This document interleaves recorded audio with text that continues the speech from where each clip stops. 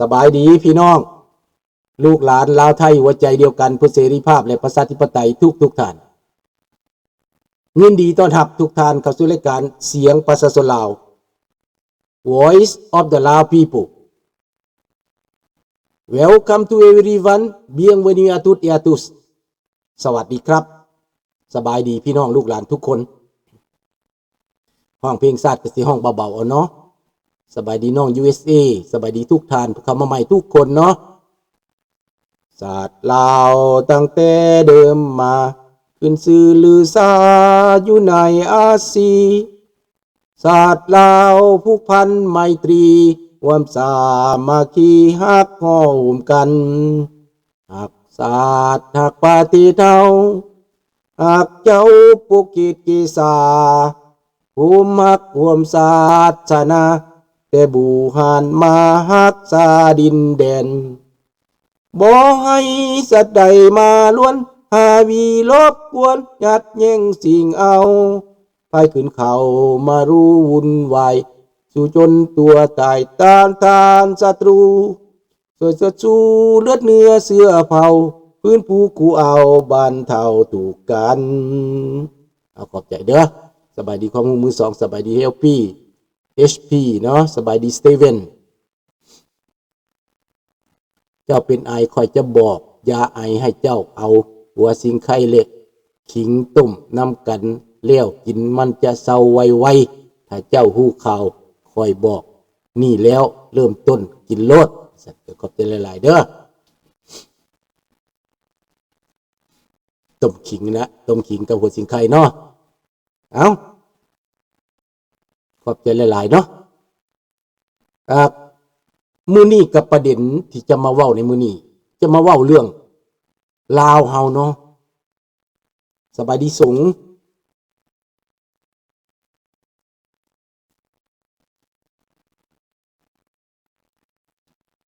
เรื่องลาวเฮานี้มันก็น่าเสียใจเนาะกลายเป็นบ้านป่าเมืองเถื่อนทหารก็ไปฆ่ายาเสพติดตำรวจก็ไปฆ่ายาเสพติดเจ้านายก็เป็นคนเคลื่อนไหวคอร์รัปชัน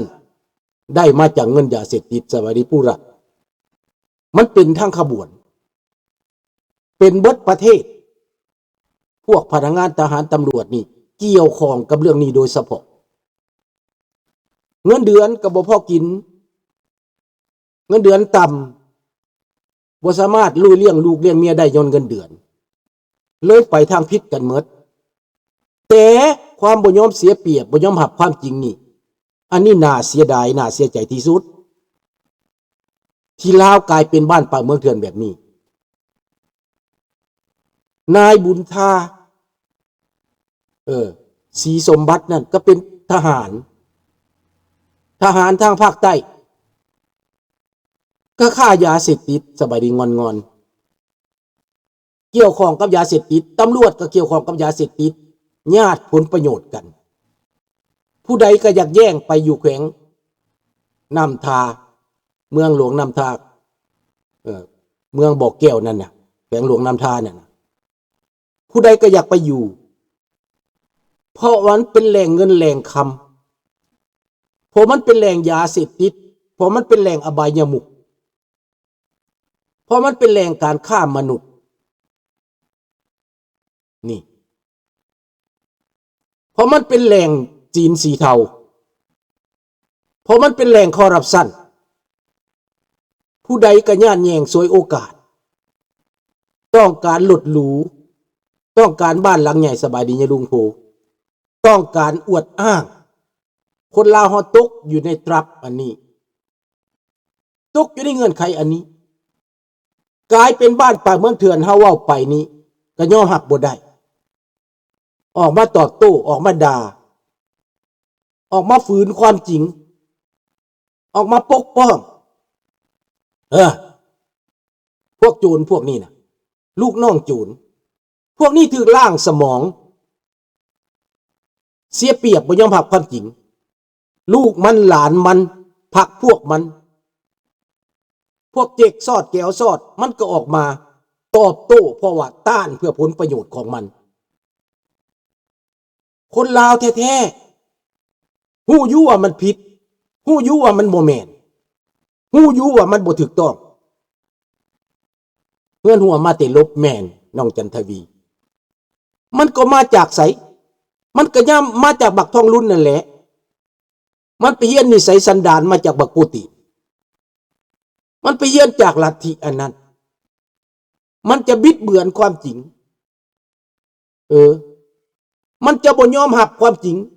มันจะบ่เห็นแก่ชาติบ้านเมืองมันเห็นแก่ตนเองเพื่ออำนาจมันแก่ยาวเวลาบักทองรุ่นอยู่ในอำนาจ50 ปีมาแล้วมันมีอำนาจตั้งแต่อายุมัน20 กว่าปีบักทองรุ่นเห็นปะอยู่ในอำนาจเรื่อยมาจนสิ้นเคยพวกบักคำไตพวกบักไก่สอนก็เป็นจูนทั้งหมดบักไก่สอนกับป้นเงินไปขอเงินวัติกังจากคาทอลิกเนื่องจากว่าอนุญาตให้พวกคาทอลิกเคลื่อนไหวได้อยู่ในลาวไปเอาเงินจากป๊อปสังปนดื้อ$700 ล้าน$800 ล้านไปยืม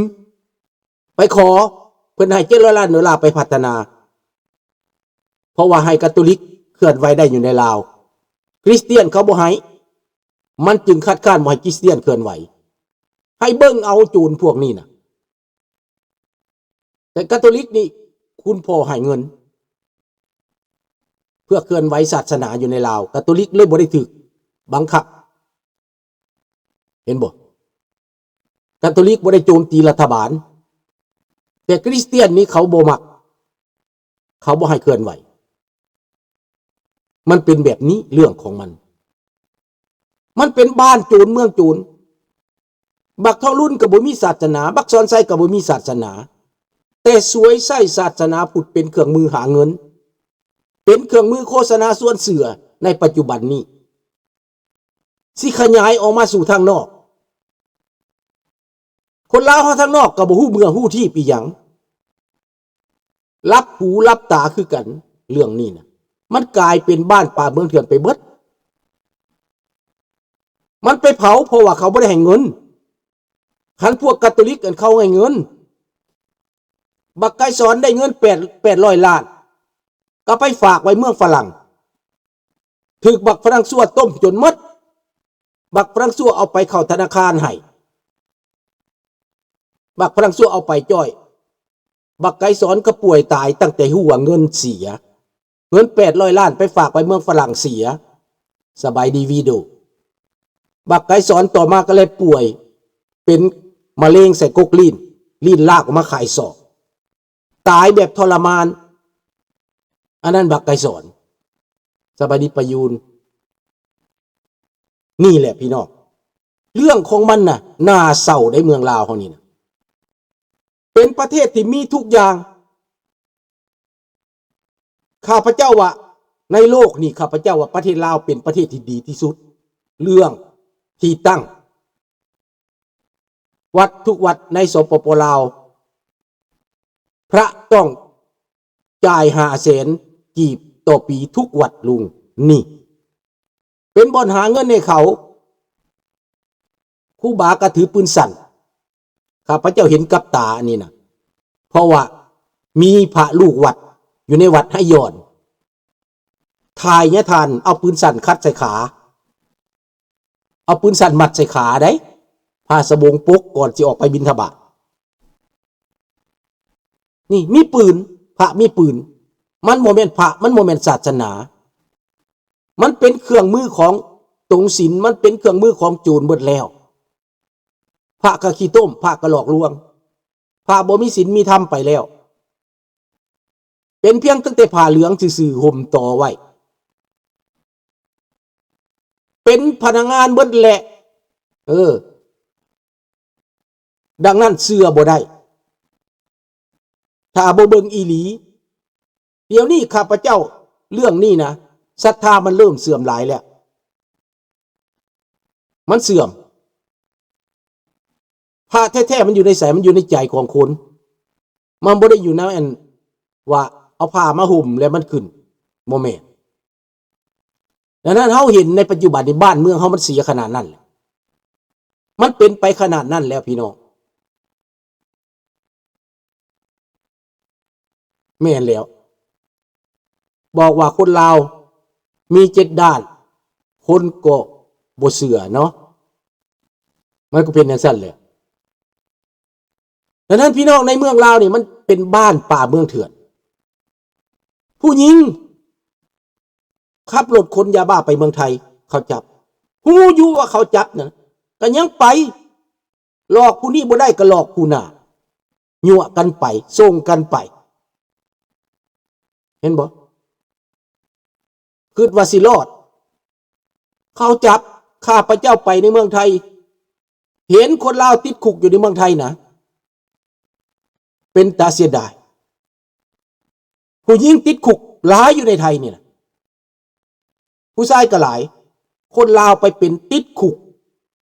ตั้งแต่ระบอบนี้เข้ามานะแต่ก่อนบ่ที่มีแบบนี้ก่อน1975คนลาวบ่ได้ไปติดคุกในไทยได้นี่มันเป็นตาหน่ายบ่สบายดีคำพรแต่เดี๋ยวนี้คนลาวติดคุกในไทยสบายดีสมศักดิ์บ้านเมืองของเฮาเป็นบ้านเมืองที่ว่าน่าสงสารประชาชนลาวนี่คันสิว่าสงสารก็จักสิว่าแนวใดคันสิว่าเป็นห่วงก็จักสิว่าแนวใดมันเว้าบ่ออกจากด้านจากทางเพราะว่าเขาบ่ได้ยอมรับเป็นตาหน่ายแม่นมันเป็นตาหน่าย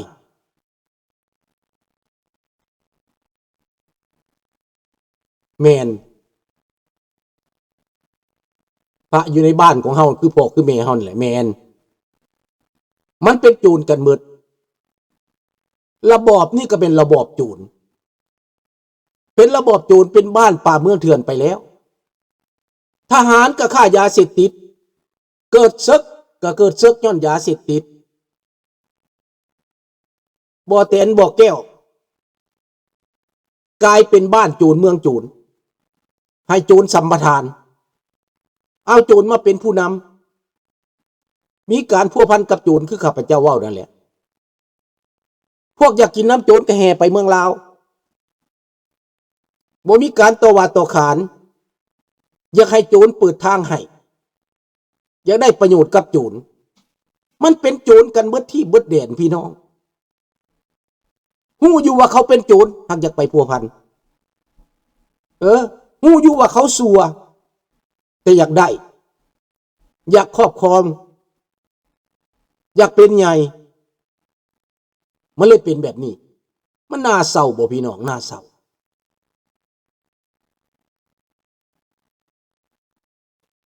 Lao people are being oppressed in Thailand and Laos แม่น